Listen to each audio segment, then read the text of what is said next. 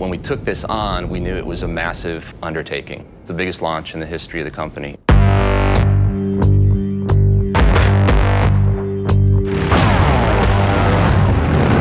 One of the primary ethoses that we follow is form follows function, but both report to emotion. You have to really look at every element of the motorcycle and execute it in a way that speaks to our ethos, which is authenticity, 115 years now of legacy.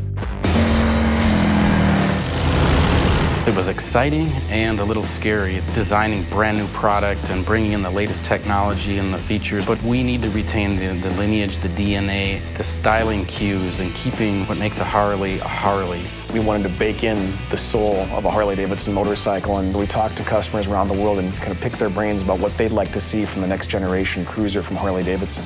They want tradition, but they also want technology. They wanted to experience the best of both worlds, and that's what these motorcycles deliver.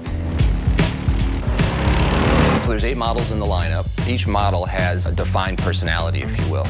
It's about fit and it's about attitude, and they each have their own unique feel, and it will be different for each customer. They'll find the bike that they'll fall in love with. These are game-changing motorcycles. Everything about these motorcycles is an improvement over what our current bikes are. People's minds are blown. The Milwaukee 8 is our first 4-valve big twin powertrain. It is the best V-twin we've ever made. We did some benchmark testing against our current twin-cam high-output 103. That Milwaukee 8 rider is going to be 3 bike lengths ahead of the twin-cam rider from 0 to 60. From 60 to 80, you gain another bike length. It's a substantial difference in terms of acceleration and power.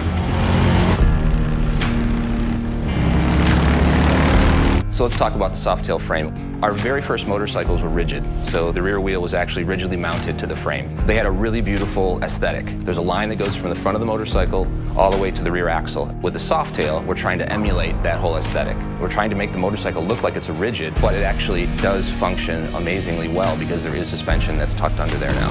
When they see them for the first time, they'll appreciate the style, but when they experience the goodness of a lightweight, awesome handling Softail chassis, I can't wait for people to ride them. One of the things we've achieved, I think, is a perfect balance of the best of Softails and the best of Dynas. That classic hardtail look, that hidden suspension, right? But we've also brought in the best handling. We've married the look and the performance into one architecture that will serve all the customer needs. Most bikes have lost in the range of 30 pounds. The bikes feel lighter, they're easier to move around in your garage, more nimble, more flickable when you're on the road. These are the best cruiser bikes that Harley's ever built.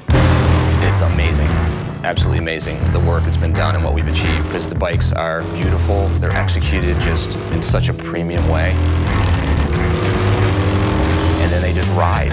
They ride amazingly well.